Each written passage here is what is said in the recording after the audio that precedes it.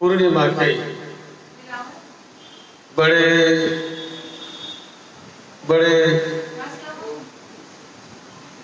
मंगलमय अवसर पर सभी दायक दायिकाएं, सभी उपासक उपासिकाएं, आप सभी का बहुत बहुत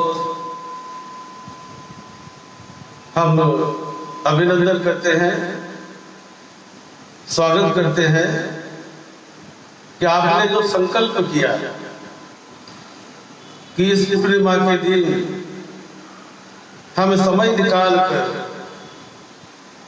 अपने स्वयं के हित और सुख शांति के लिए हम पूर्णिमा के दिन अष्टशील उपोषित व्रत का पालन करेंगे। इस पूर्णिमा के दिन हम ध्यान साधना का, ध्यान भावना का अभ्यास करेंगे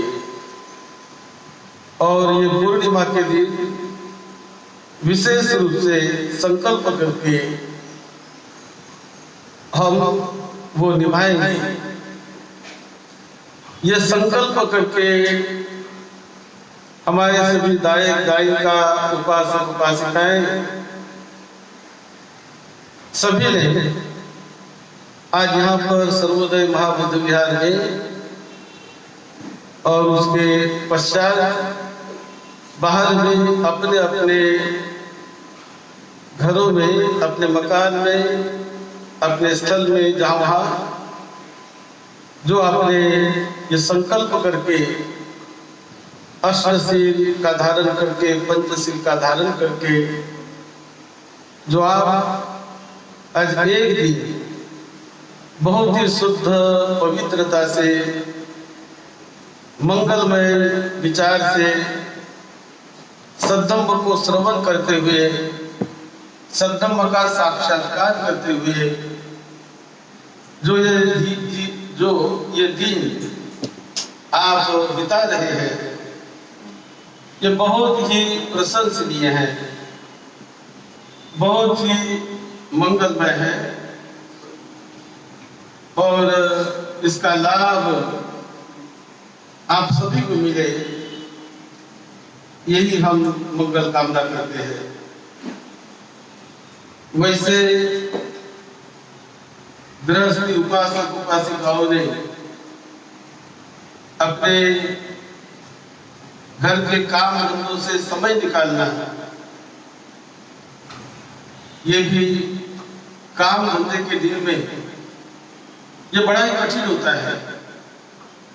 आज तो कोई छुट्टी का दिन नहीं है, आज तो काम धंधे का दिन है और ऐसे दिन में समय निकालना बहुत बहुत कठिन होता है, विशेष करके गृहस्थ उपासक उपासकाओं के लिए।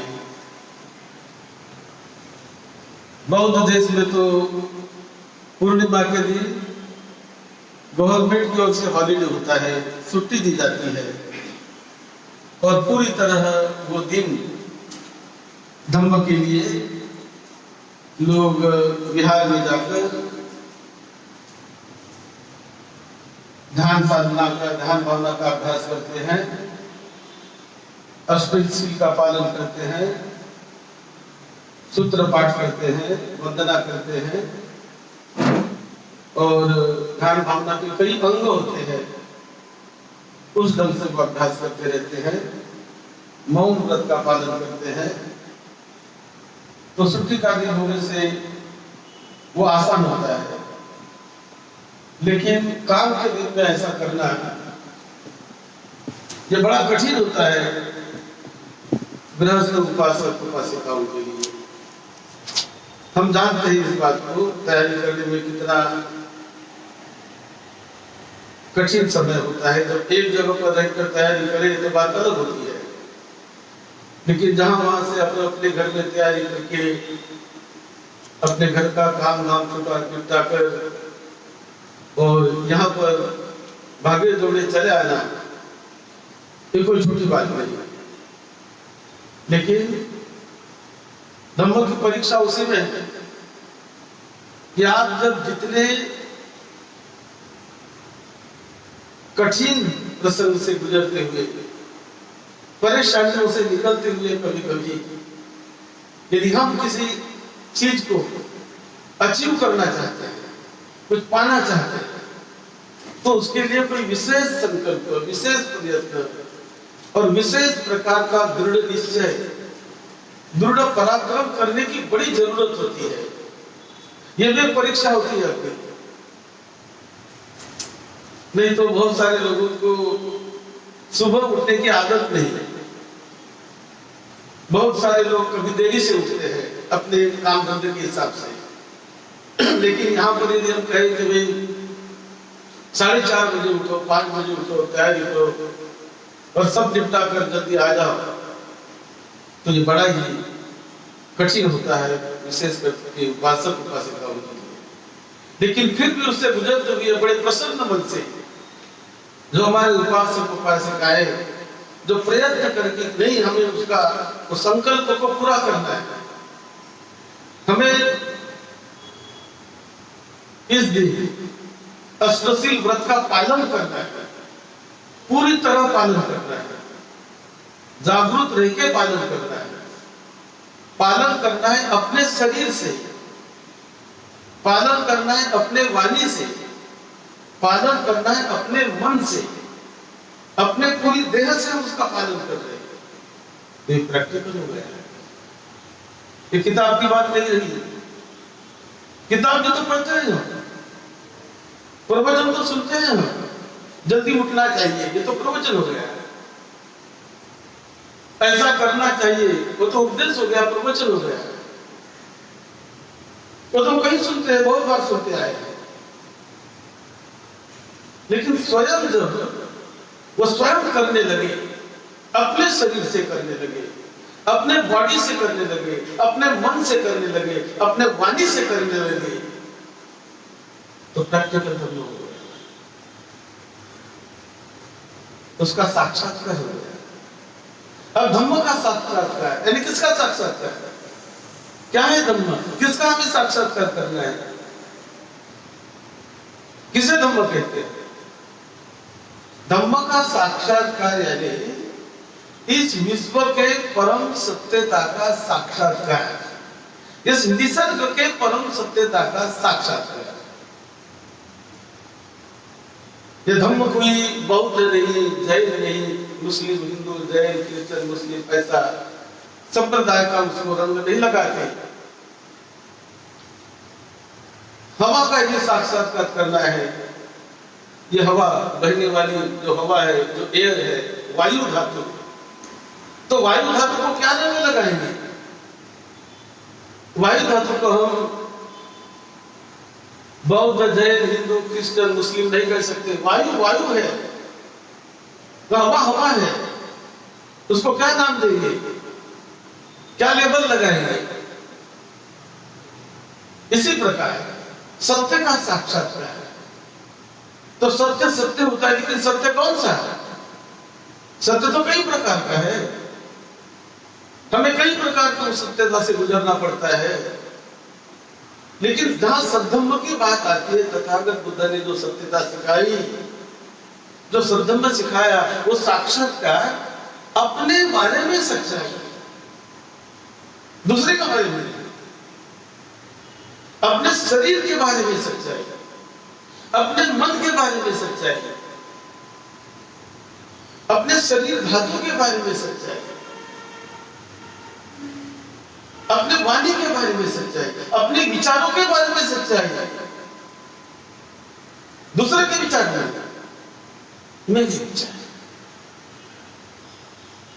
क्या विचार आते हैं मेरे मन में, दूसरे का मन का साक्षात्कार नहीं। वो तो उपदेश हो गया, किताब में लिखी बात हो गई। तो मन का साक्षात्कार मेरे ही मन का है, मुझे साक्षात्कार करना है, मेरे ही मन को मुझे परिशुद्ध करना है, दूसरे के मन को नहीं। तो ऐसा अवसर मिलना ये बहुत दुर्लभ होता है, बड़ा कठिन होता है कि अपने ही मन के लिए, वो तो कहना बड़ा आसान है, लेकिन अपने ही मन का साक्षात्कार करने के लिए सही रूप में प्रैक्टिकल अभ्यास करना है, अपने ही मन को जानने का प्रयत्न करना है, अपने ही शरीर को संयमित करने का प्रयत्न करना है, अपने वाणी को संयमित करने का प्रयत्न करना है, और अपने इस शरीर रूपी मशीन को, यह हमारा यंत्र है, शरीर है, एक मशीन है, ऑटोमेटिक चलने वाली मशीन, एक कंप्यूटर जैसा काम करती है ये मशीन। तो उसके भीतर जाकर, कंप्यूटर के भीतर जाकर उसको ही पूरी तरह हम उसको डिस्कवर करें, पूरी तरह उसको एनालाइज करने का प्रयास करें, पूरी तरह जानने का प्रयास करें,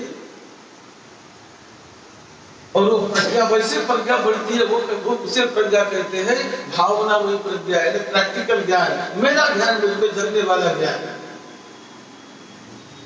ये बड़ा कल्याणकारी होता है, बहुत मंगलमय होता है। बाकी प्रवचनों से मिलने वाला ज्ञान और कभी चिंतन मनन करने वाला ज्ञान, दूसरों से सुनने के लिए मिलने वाला ज्ञान, किताबों में पढ़ने वाला ज्ञान, वो मेरा ज्ञान नहीं होता है, वो तो दूसरों का ज्ञान है, वो तो दूसरों का अनुभव है, वो तो दूसरों की सच्चाई है, उनको सत्यता प्राप्त हुई, उसके वाणी में कही और कहीं बात किसी ने लिख डाली, वो तो मेरा नहीं हुआ, उसमें क्या मेरा है,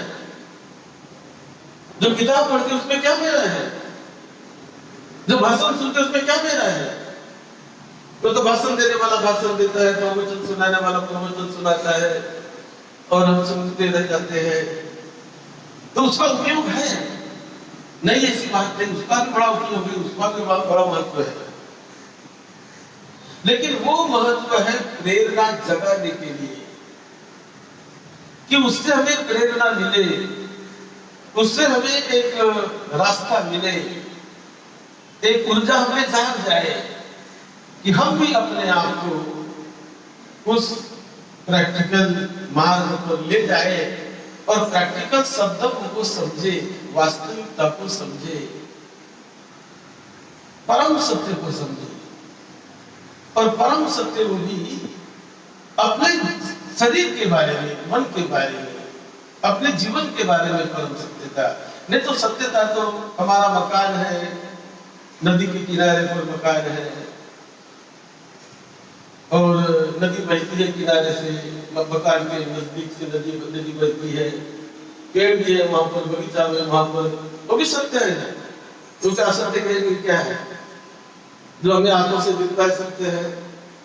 हमारा मकान है किसी रोड के किनारे पर है, रोड से गाड़ी आती जाती है, वो भी सच्चाई है, उसे का झूठा करेंगे हम, गाड़ी आ रही जा रही, मकान है, रोड है, हम लोगों को आते जाते हुए देख रहे हैं, वो झूठी बात नहीं है, तो भी सच्ची बात है।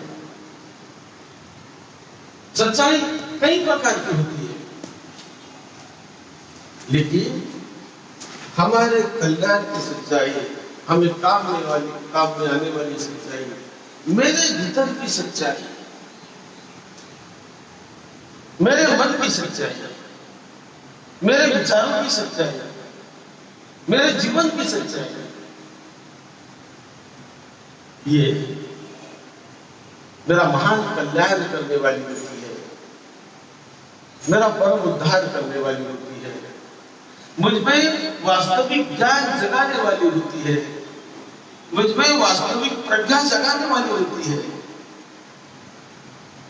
नहीं तो प्रज्ञा नहीं जगेगी,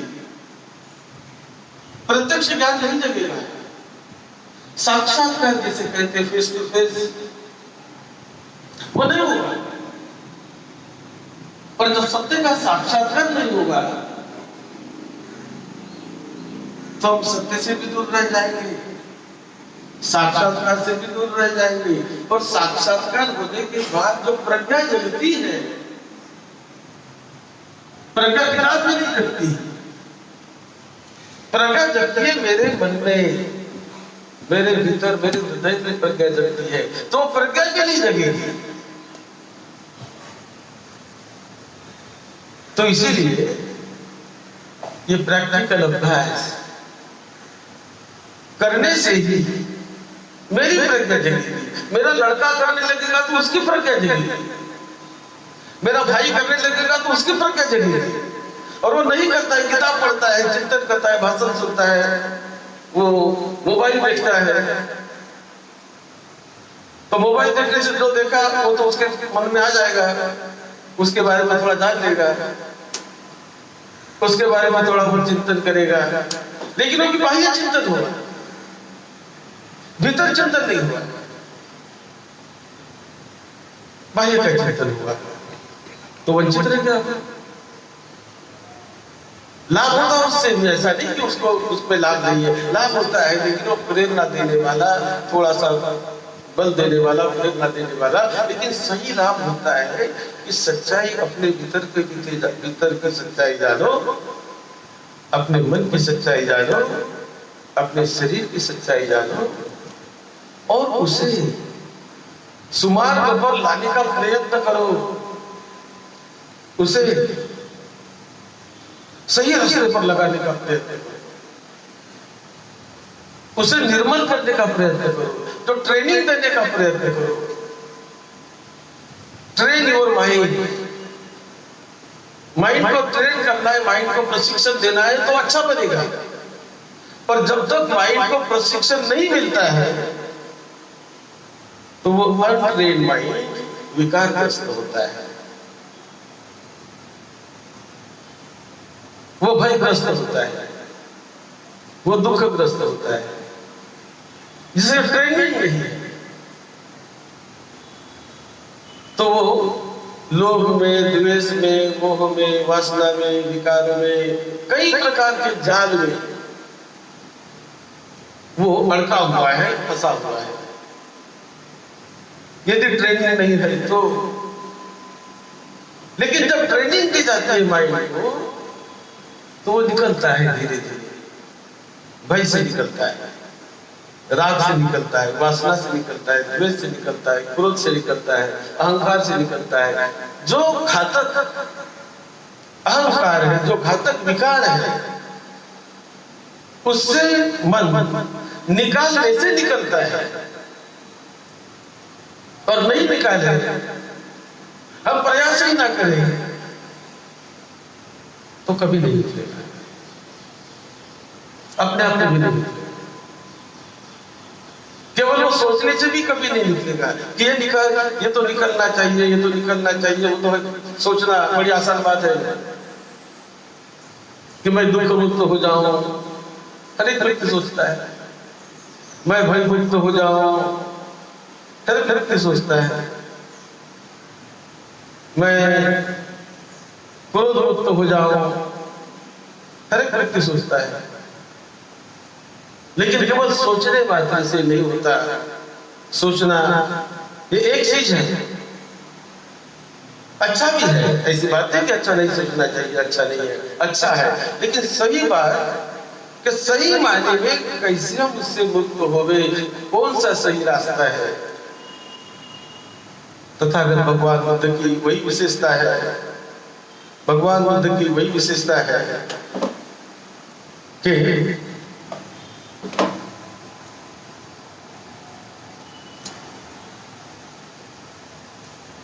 बुद्ध की वही विशेषता है कि उन्होंने वो डायरेक्ट रास्ता बताया, और डायरेक्ट रास्ता बताकर कैसे मन को इस भय से, रोग से, व्याधि से, विकारों से और अहंकार से, कई ऐसे डिफाइलमेंट से कैसे उसे निकाला जा सकता है प्रैक्टिकली, कैसे उसे संयमित किया जा सकता है, वो प्रैक्टिकल रास्ता तथागत बुद्ध ने बताया। वही अंतर्मुखी होकर जब हम अपने सांस को देखते हैं तो सांस को देखते देखते हम मन को देखने लग जाते हैं। सांस तो केवल निमित्त मात्र होता है। सांस भी है, सत्य है, प्रैक्टिकल है, वो भी एक सच्चाई है, लेकिन सही परम सच्चाई हमें पहुंचना है अपने मन तक, जो मूल है, जो ओरिजिनल है। तो वहां तक पहुंचने के लिए ये सांस के आधार से, कल्पना के आधार से नहीं, सांस की कल्पना नहीं, सांस की असत्य नहीं, सत्य के आधार से सांस के साथ चलते चलते, उसको जानते जानते, उस सांस के साथ हमारा मन जुड़ा हुआ है। सांस को देखते देखते मन समझ में आ जाता है, नहीं तो मन को डायरेक्ट नहीं देख सकते हम।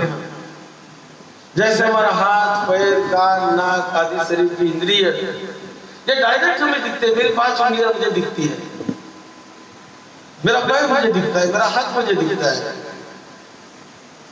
ऐसे मन दिखता है क्या? कहाँ है मेरा? कैसे है मेरा? दिखता है? दिखा सकते हो मन को? पकड़ सकते हैं मन को? बड़ा कठिन है। जब तक उसे देखेंगे ही नहीं तो पकड़ेंगे कैसे?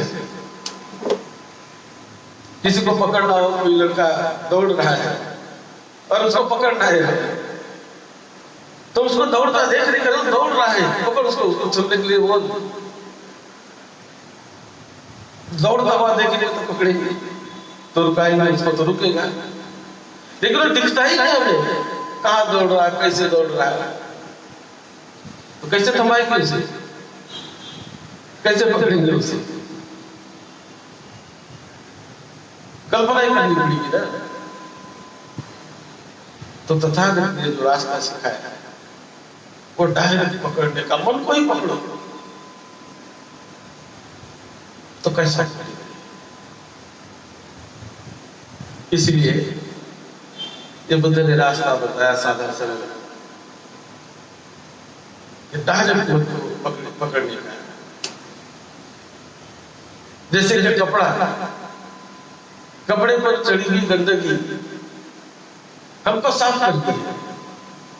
गंदा कपड़ा पड़ा है, उसमें काले दाग लगे हैं, उसमें नीले दाग लगे हैं, उसमें पीले दाग लगे हैं, हरे दाग लगे हैं, तो कपड़ा गंदा हो गया।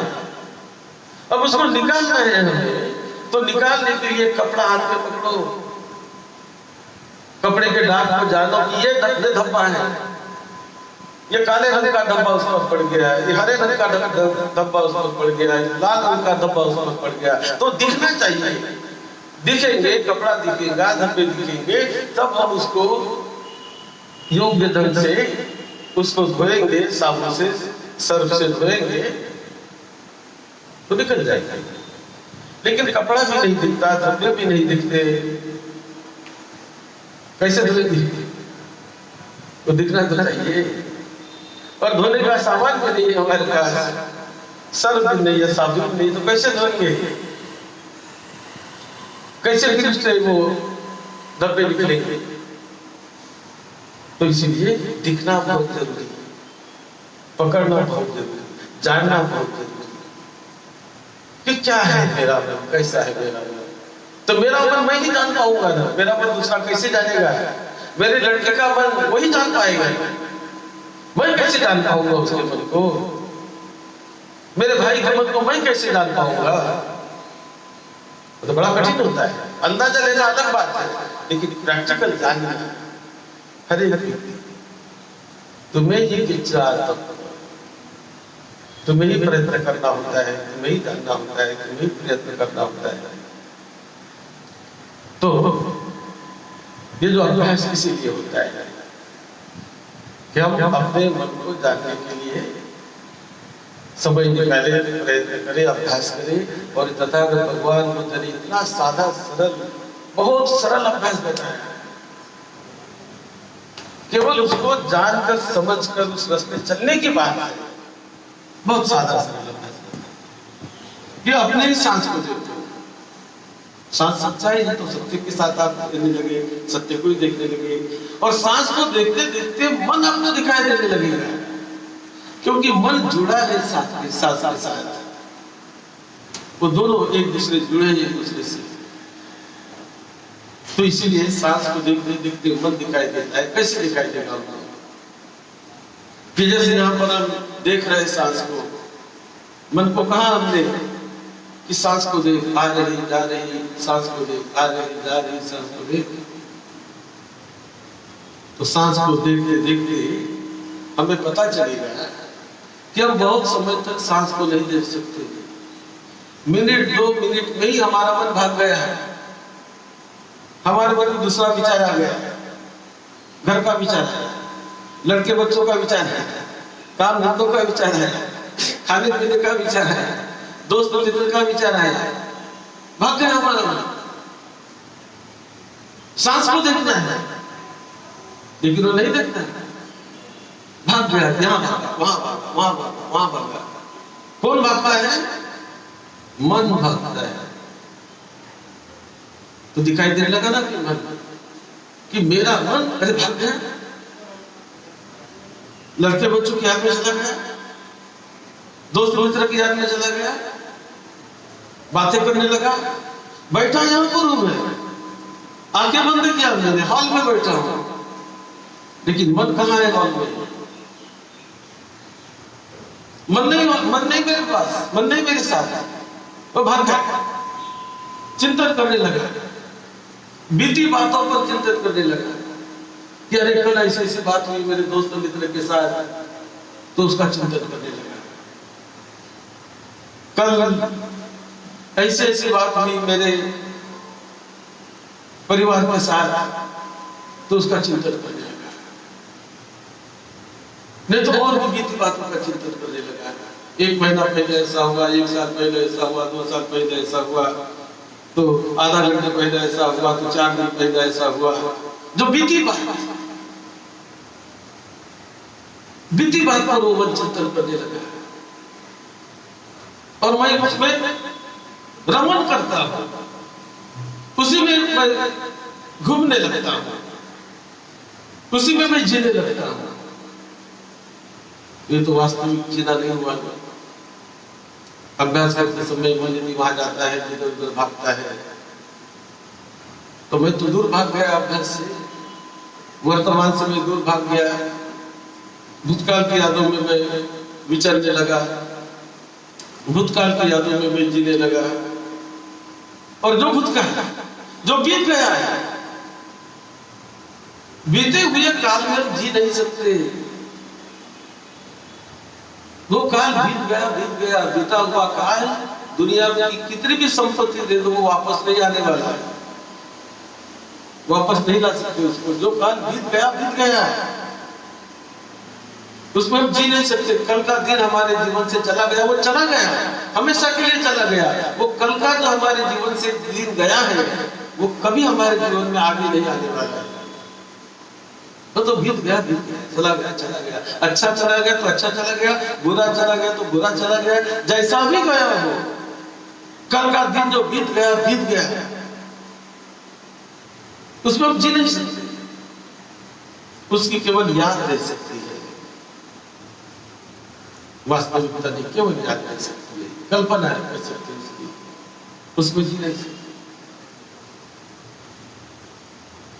और उसी प्रकार फिर मन भागता है भविष्य में कि अरे मुझे कल ये करना है, मुझे परसों ये करना है, मुझे ये करना था, मुझे वो करना था, ये करना मेरा बाकी रह गया, वो करना मेरा बाकी रह गया, मुझे 1 हफ्ते के बाद ये करना है, ये महीने में वो करना है, वो महीने में वो करना है, मुझे कल यहाँ जाना है, मुझे कल इससे मिलना है। तो कल के काम वो सोच रहा, भविष्य के काम सोच रहा है। तो हम बैठे हैं ध्यान भावना करने, और मन भाग रहा बाहर, तो कहां ध्यान भावना कर, लेकिन वो मन है जो भाग रहा है। तो वो भागना बुरी बात भी नहीं, ये तो साक्षात भाग भी रहा है, तो जान लिया मैंने कि मेरा मन भाग रहा है, कल के विचारों में जा रहा है, भविष्य के विचारों में जा रहा है, यह भी जानना है। अभ्यास है, भूतकाल में जाना वो भी जानना अभ्यास है वो, लेकिन वो जानते बराबर जागृत होकर हमें जागना है कि नहीं, अरे मुझे तो अभ्यास करना है, मुझे तो सांस को देखना है, मुझे तो मेरे भीतर क्या प्रोग्राम उसको देखना है। ऐसा यदि वो भी अनुभव है, अनुभव करके यदि हम वर्तमान में आते हैं, अरे सांस को देखते हैं, तो प्रगति है। भागना भी देख लिया वो भी सक्रिय है, लेकिन और भी जगह पर ला लिया है, उसमें रमे नहीं, उसमें घुटे नहीं, उसमें विचरण न करे जाना, क्योंकि विचरण करने लगेंगे तो और भी राग में, द्वेष में, मोह में, विकारों में बनते चला जाएगा मन। भविष्य में विचरण करने लगेंगे तो उसमें बनते चला जाएगा मन, बांधते चला जाएगा, फंसते चला जाएगा। भूतकाल के बातों में रमने लगेंगे तो उसमें वो घुटते चला जाएगा, फंसते चला जाएगा। तो इसीलिए उसके ज्यादा चिंतन में ना जाए। जब अभ्यास करते तो अभ्यास के समय अभ्यास, जब विचार करना है तो विचार करने के समय विचार। तो इस प्रकार का यदि हम धीरे धीरे धीरे धीरे करने लग जाते हैं, बार बार करने लग जाते हैं, तो ये बार करते करते अभ्यास करते करते वो मेरे मन का भागना भी मुझे दिखने लगता है, मेरे मन का रुकना भी दिखने लगता है, और मेरे मन में क्या क्या विचार आते हैं वो भी मुझे वास्तविक ढंग से दिखने लगते हैं। आंखें अपने बंद किए और को देखता है, मन ही मन को जानता है, और फिर मन ही मन को जानकर कि मुझे तो वर्तमान में जीना है ना, भविष्य में आदमी जी नहीं सकता, क्योंकि भविष्य तो अभी आया नहीं है, कल का सूरज अभी उगा नहीं है, हम कैसे कल के सूरज में जी सकते हैं? उसका सूर्योदय हुआ ही नहीं, तो कल होगा। हम जी सकते हैं आज के सूरज में, आज के प्रकाश में जी सकते हैं, वर्तमान में जी सकते हैं। भूतकाल का सूरज उगकर खत्म हो गया, उसमें भी नहीं जी सकते हैं हम, तो खत्म हो गया, वो दिन चला गया। तो वर्तमान का क्षण क्षण प्रतिक्षण वर्तमान वर्तमान वर्तमान वर्तमान, तो वर्तमान का ही क्षण विकारों को काटने वाला होता है, वर्तमान का एक क्षण परिशुद्ध करने वाला होता है, वर्तमान का एक क्षण मुक्त करने वाला होता है, दुख से मुक्ति दिलाने वाला होता है, और आदमी जी सकता है सही मायने में तो वर्तमान क्षण में ही सही मायने में जी सकता है। तो भूतकाल के क्षणों में नहीं जी सकता है क्योंकि खत्म हो गया, भविष्य में नहीं जी सकता है क्योंकि आने का है।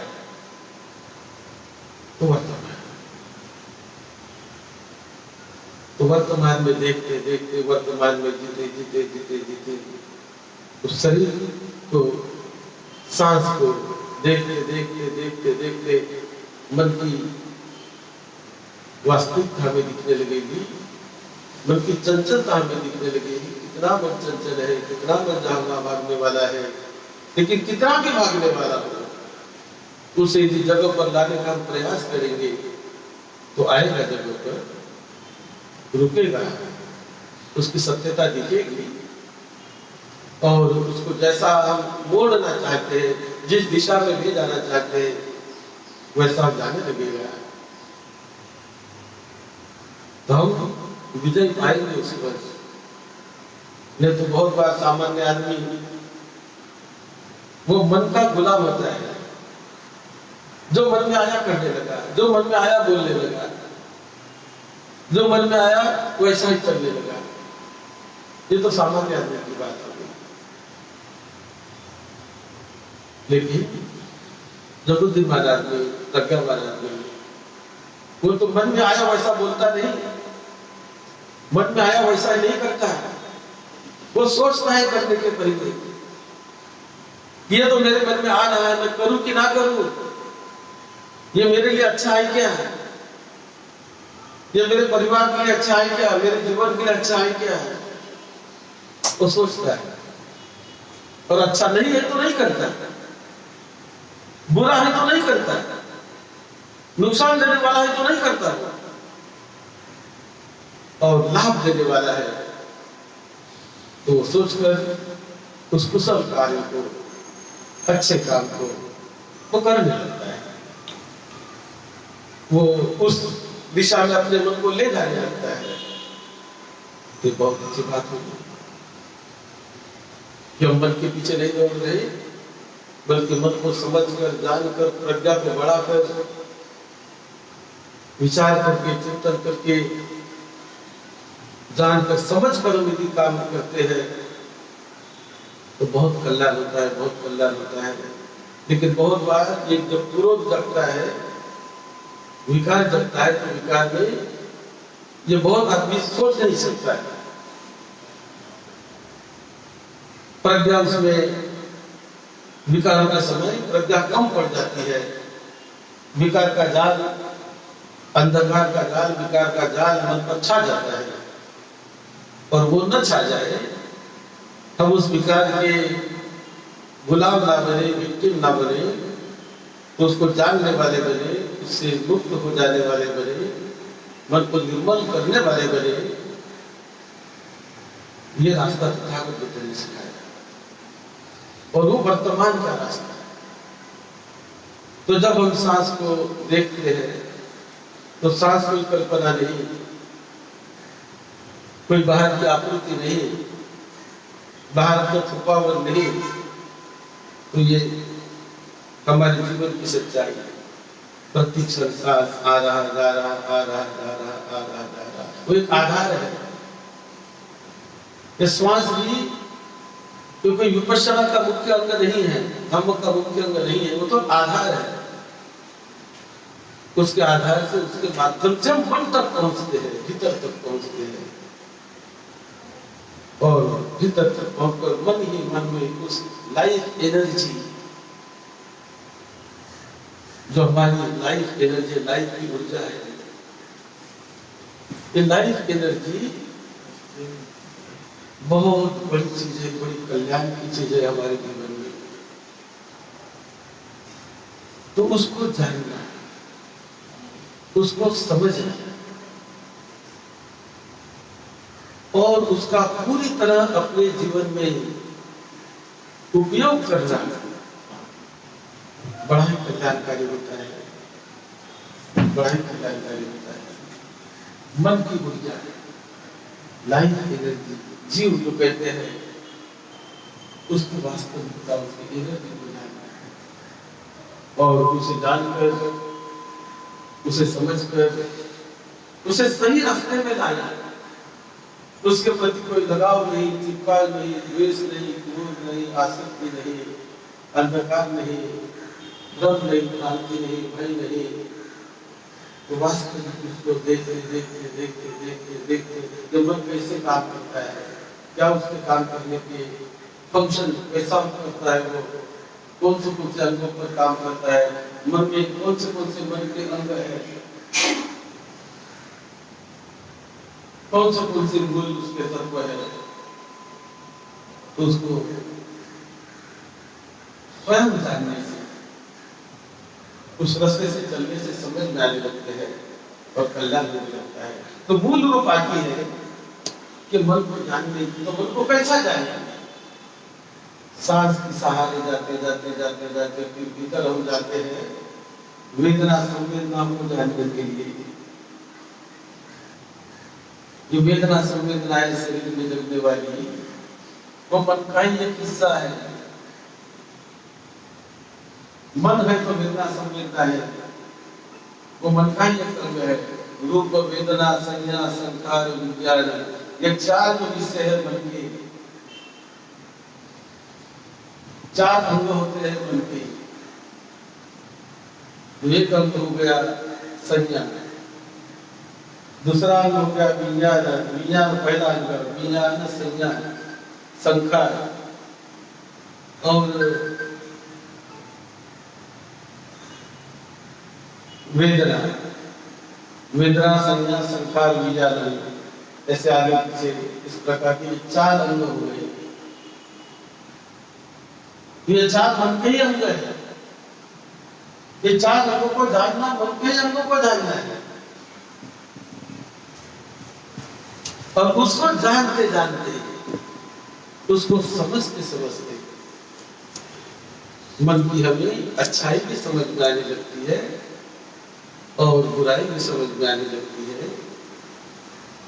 मन का डेवलपमेंट पार्ट समझ में आता है, अनडेवलप पार्ट समझ में आता है, मन के विकार समझ में आने लगते हैं और फिर वो धीरे धीरे धीरे धीरे साधक उपासक उस सच्चाई के रास्ते पर चलने लगता है और अपने मन को निर्मल करता है।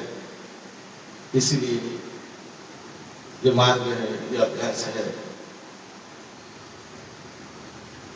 प्रैक्टिकल अभ्यास बड़ा ही कल्याणकारी होता है, बड़ा ही मंगलकारी होता है। हम और भी अभ्यास करेंगे और भी थोड़ी देर अभ्यास करेंगे। जितना समय अपने लिए हम ये समय देने के लिए आए, अपने लिए अंतर्मुखी होकर अपने अनुभूति के लिए, अपने आप को जानने के लिए, अपने आप को निर्मल परिशुद्ध करने के लिए ये जो अभ्यास होता है वो बड़ा ही कल्याणकारी, बड़ा ही मंगलकारी होता है। उसे हम और भी समझेंगे।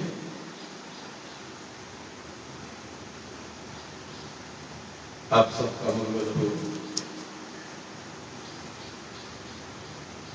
सबको साक्षात्कार हो सद्ब्रह्म का, निर्मल हो आपका मन, परिशुद्ध हो आपका मन, भय मुक्त हो, विकार मुक्त हो, कल्याण आपका, कल्याण हो सभी का, सबका मंगल हो। भव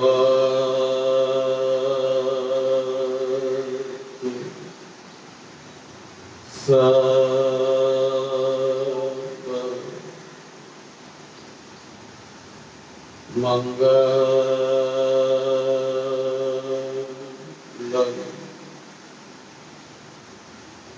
भव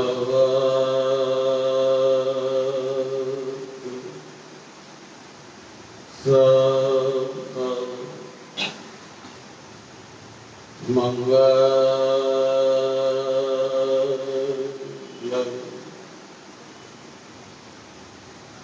भव